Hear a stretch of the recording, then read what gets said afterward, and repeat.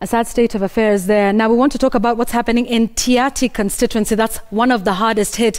And as we promised you, the member of National Assembly representing the people of Tiaty, William Kamkat, is here with me. Asante sana for joining us. So let's talk about your constituency. What is the situation like? What is most needed? Just describe that for us. First of all, the gentleman who was speaking there is a person who is very well known to me. Mm-hmm. I know the story of the family. Mm-hmm. So it's not abstract. It's somebody I know. Right. Personally, he voted for me together with his family. Yeah. The situation we have on the ground is a very dire situation. Mm-hmm. Without exaggerating, we've had a situation where water is completely depleted. Okay. The vegetation is cleared. Migration, people have moved now in different directions. Right. So we have that kind of situation. Lack of vegetation for animals. And we do not have anything else. Yeah. We completely depend on livestock. Okay. So when livestock are not able to feed, are not able to water, they simply die. All right. Or they are too weak to be sold. Or they're too weak to be sold anyway. Be sold for any price in the market. Okay. So let's talk about then, the people. You've talked about the vegetation, the water crisis. How are the people coping? There's all this controversy about, whether people have died. What can you tell us? You've been out to the constituency. You've been out with your people, even as you describe for us your constituency, which is hardest hit. The only place in this constituency where you can say there's some semblance of good life is up here in a Churo area. Yes. But the entire Amaya region, from Amaya region downwards, all the way now. Yeah. The entire up to Tirioko. In fact, Tirioko is the worst hit, and Silale. Right. So we have a situation where 99% of the constituency is completely in a state of hunger.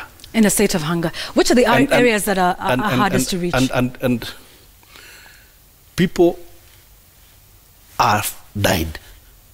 Okay. And that is for real. People have died. You see, and this is that you have verified? Yes, okay. People have died. And they continue to suffer silently. This thing, haina aibu, hunger is hunger. So whenever I go home myself, just like many other leaders, we have situations where I go home at night. In the morning, I have about 500 people waiting for me, asking for handouts. So in very dire situation.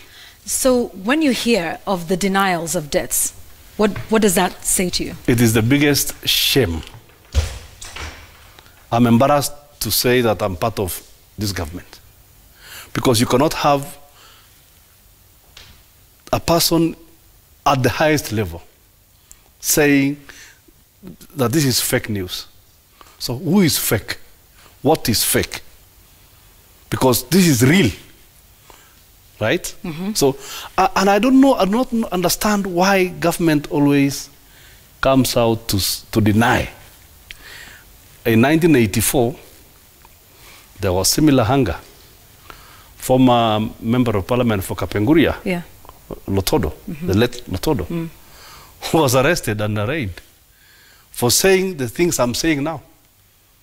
The other day when we were at Nginyang, the chief and the MCA, who were the first whistleblowers, were being intimidated.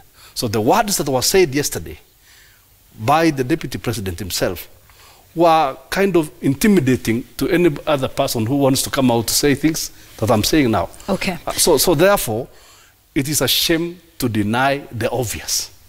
And I want to challenge you, the media. Yeah.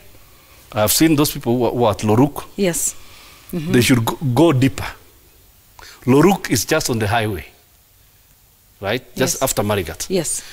If you go to Silale, from this entire place, Silale, this entire place, if you go there now, you find people have migrated towards Samburu.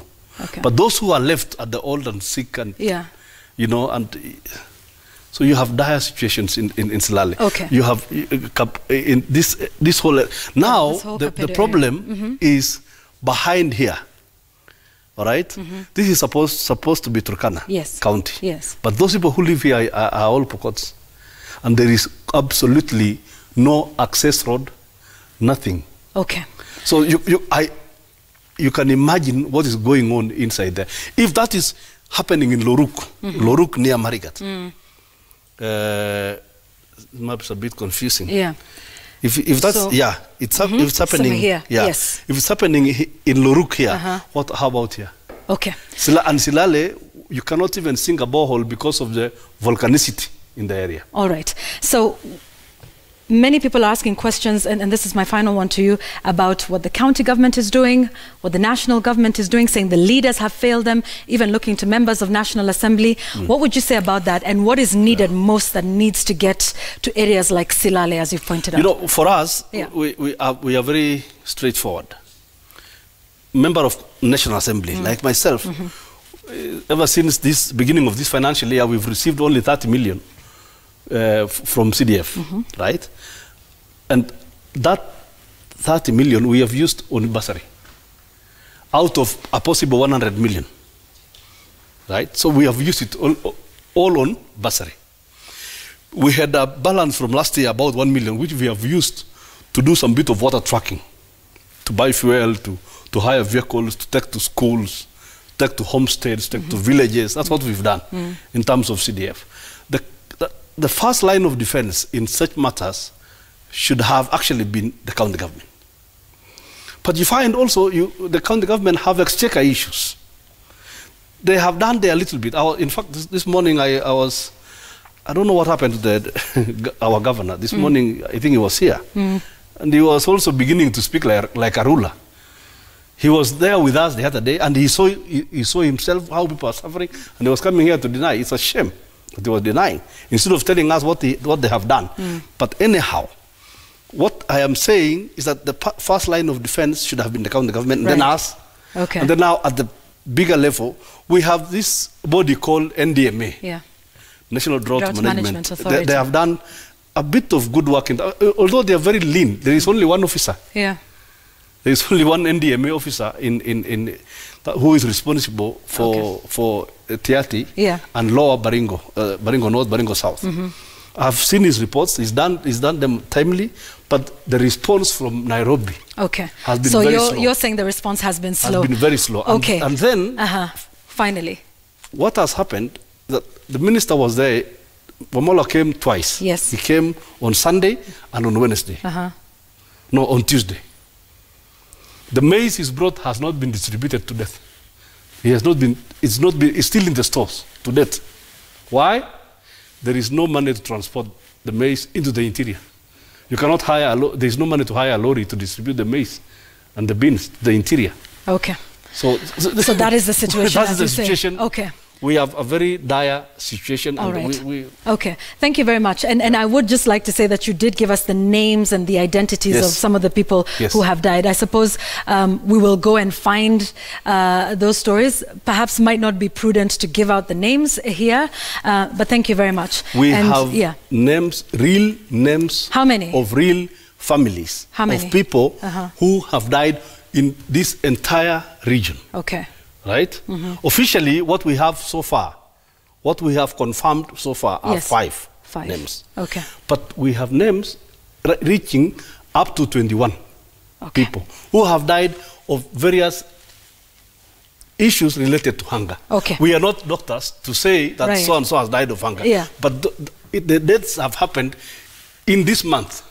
Okay. In this month of March and late February. All right, we'll have to leave it at that for now, and we hope that the help will get there, as you said. Thank you very much. William Kamket, the Member of Parliament for Tiati constituency, speaking to us about the situation in his county, in his constituency rather, and how dire that is, talking about 5 confirmed deaths. We'll continue to keep you updated on that, and even as we continue to update you on the hunger situation in the country,